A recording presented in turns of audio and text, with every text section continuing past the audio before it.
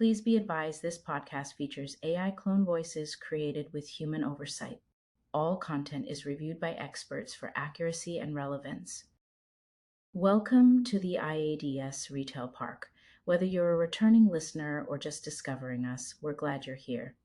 I'm Maya, and this is where we decode the global retail puzzle, one market at a time. Today, we're tackling a question that's been keeping me up at night. Does sustainability actually mean the same thing in Mumbai as it does in Manhattan? Now, joining me today is Anchita, who's been looking closely into this topic, and honestly, what she found completely changed how I think about global retail expansion. Thanks, Maya. I went in this research thinking sustainability was becoming this universal retail language, like everyone was finally speaking the same dialect. But what I discovered is we're not even in the same linguistic family. And for retailers trying to expand globally, this isn't just interesting, it's make or break territory.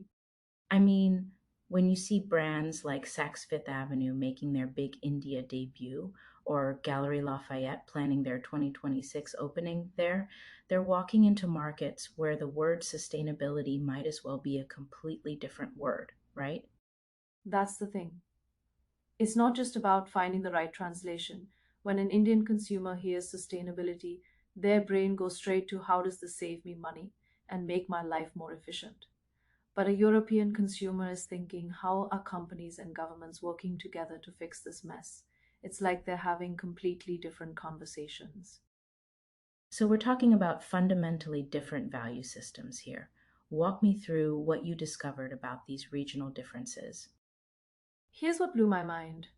Bain and Company found that fast growth markets like India, China, Indonesia, and Vietnam actually care more about sustainability than mature markets like Japan, South Korea, and Singapore.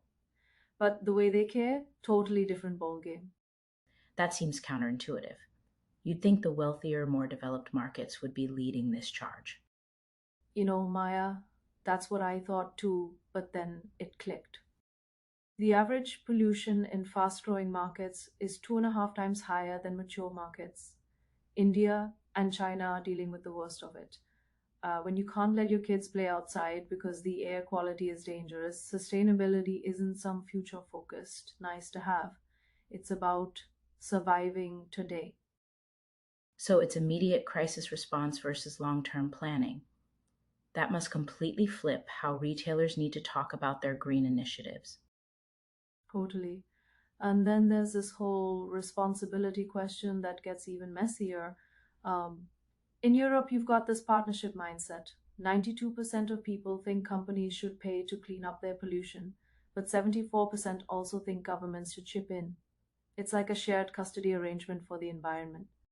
But I'm guessing that's not how it works in emerging markets. Not even close. In India, only 30% of consumers think private companies should be leading on sustainability. Most people are like, hey, government, this is your job. China is even more government focused. So when Western retailers come in with their corporate sustainability messaging, they might be talking to the wrong audience entirely. That's really something. Well, let me ask you this: what about the money side?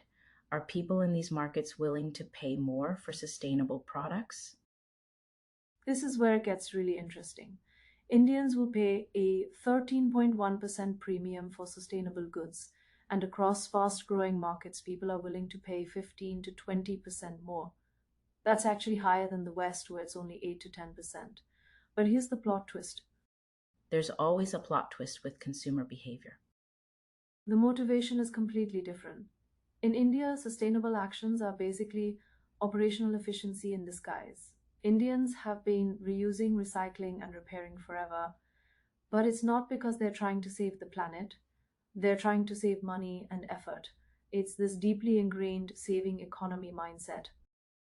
So, sustainability as smart economics rather than environmental activism, that must change everything about how you market these initiatives. Exactly, Maya. Take repair culture as an example. In the West, retailers like Decathlon are rolling out bike repair services as this big sustainability feature. But in India, there's already a guy on every corner who'll fix your bike for a fraction of the cost, and he'll do it faster too. Oh no, so Decathlon's sustainability initiative could actually look like a more expensive, less convenient option? Bingo. And Indians are already super skeptical about greenwashing and paying premiums for questionable value. So you could end up looking like you're either trying to rip people off or you just don't understand the market. Neither is a good look. What about China? How does their approach differ from India's? China's this fascinating contradiction. 74% of Chinese consumers say they're willing to switch to sustainable brands, but they're still in what I call consumption catch up mode. They want sustainability, but not if it means giving up convenience. So they care, but not enough to make their lives harder? Right, and there's another key difference. Chinese sustainability is almost entirely environmental. They're not really folding in social issues or human rights concerns like you see in Western sustainability conversations. Air pollution is their number one worry at 45%, which makes sense when families are taking their kids to shopping mall play areas because it's literally safer than playing outside. That's heartbreaking, but it really puts things in perspective.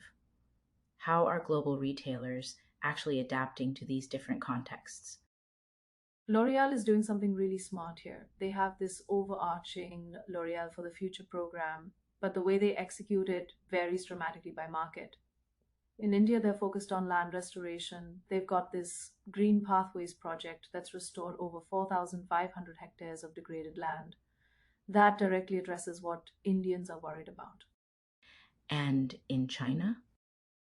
They developed this L'Oreal Paris shampoo where every single piece of packaging is recyclable, even the pump, which was apparently a first for them. But what's really clever is how they adapted their global stand up anti harassment program. In China, they shifted focus to workplace harassment instead of street harassment because that's what resonates with Chinese consumers. That's brilliant localization, same values, completely different execution based on local pain points. Right. And they're doing different things everywhere. In the US, they joined the Plastics Pact for circular economy stuff. In France, they're publishing street harassment statistics and supporting victims directly. Same brand, same core values, but they're speaking each market's language. This makes me wonder about the sustainability say to do gap. People saying they care, but then not actually changing their behavior. Is that consistent across regions? Data is pretty limited for emerging markets, but what we do know is telling. Western countries definitely have a big say do gap. People talk a good game, but won't pay much extra when push comes to shove. In emerging markets, the gap seems smaller, probably because the environmental problems feel more urgent and personal. Plus, if you're already repairing and reusing things for economic reasons, adding an environmental motivation doesn't require you to change your actual behavior. That's such a good point. There's this Ipsos research showing that if you focus on enabling actions people are already inclined to take, you're way more likely to get them to adopt sustainable behaviors. And in Asia Pacific, consumers are much more health focused than their Western counterparts. They're looking at sustainable products primarily through a is this good for me and my family lens. So, retailers should be leading with health benefits rather than environmental benefits in these markets. It's definitely more effective. When you frame sustainable products around health and wellness, you're tapping into priorities that already exist instead of trying to create new ones. L'Oreal gets this. They emphasize clean products from a wellness perspective in both India and China.